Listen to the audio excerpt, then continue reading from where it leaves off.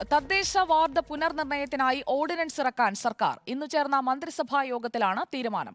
ഇതോടെ എല്ലാ തദ്ദേശ സ്ഥാപനങ്ങളിലും ഒരു വാർഡ് കൂടും.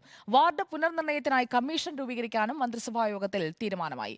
ആദിൽ പാലോട് നൽകും കൂടുതൽ വിവരങ്ങൾ. ആദിൽ പാലോട്, ഓർഡിനൻസ് ഇറക്കാൻ പോകുന്നു, എന്തൊക്കെയാണ് ആലോചനയിൽ വന്ന കാര്യങ്ങൾ?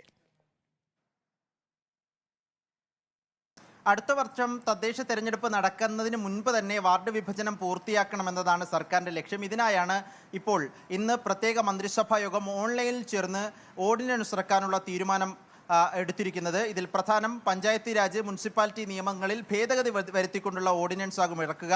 1200 തദ്ദേശ സ്ഥാപനങ്ങളാണ് ഉള്ളത്. 1200 വാർഡുകൾ കൂടുന്ന രൂപത്തിൽ ഓരോ തദ്ദേശ സ്ഥാപനങ്ങളിലും ഓരോ വാർഡ് വീതം കൂട്ടുന്നതാണ് ഇപ്പോൾ പരിഗണനയിലുള്ളത്. ഈ ജനസംഖ്യാ അനുപാതത്തിൽ വാർഡുകൾ കൂട്ടണം എന്നുള്ളതാണ് സർക്കാരിൻ്റെ ഉദ്ദേശം.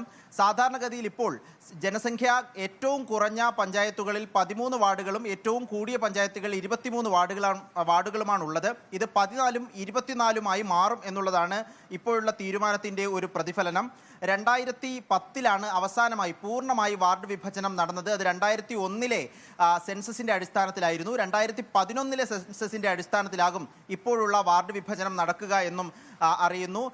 ഡീലിമിറ്റേഷൻ കമ്മീഷൻ സംസ്ഥാന തെരഞ്ഞെടുപ്പ് കമ്മീഷണർ അധ്യക്ഷനായി സെക്രട്ടറിമാർ, വകുപ്പ് സെക്രട്ടറിമാർ, തദ്ദേശ റവന്യൂ സെക്രട്ടറിമാർ അടക്കമുള്ളവരെ അംഗങ്ങളാക്കിക്കൊണ്ട് ഡീലിമിറ്റേഷൻ കമ്മീഷൻ രൂപീകരിക്കാൻ മന്ത്രിസഭാ യോഗം തീരുമാനിച്ചിട്ടുണ്ട്. ഈ തീരുമാനങ്ങളൊക്കെ വരുമ്പോഴും ഈ വിഷയത്തിൽ പ്രതിപക്ഷത്തിന് പ്രതിഷേധമുണ്ട്. ഈ നിയമ ഭേദഗതിയിലേക്ക് പോകുമ്പോഴും ഇതിന് മുൻപ് പ്രതിപക്ഷവുമായൊരു കൂടിയാലോചന നടത്തിയിട്ടില്ല എന്ന് പ്രതിപക്ഷ നേതാവ് തന്നെ പരസ്യമായി പ്രതികരിക്കുന്ന പശ്ചാത്തലമുണ്ട്. ഏതായാലും സർക്കാർ വാർഡ് വിഭജനവുമായി മുന്നോട്ട് പോകുന്നു. ഇന്ന് പ്രത്യേക മന്ത്രിസഭാ യോഗം ചേർന്ന് ഓർഡിനൻസ് ഇറക്കാൻ തീരുമാനമെടുത്തിരിക്കുകയാണ്. സുജയ. ഓക്കെ, ആദിൽ പാലോടാണ് വിവരങ്ങളുമായി നമുക്കൊപ്പം ചേർന്നത് തിരുവനന്തപുരത്ത്.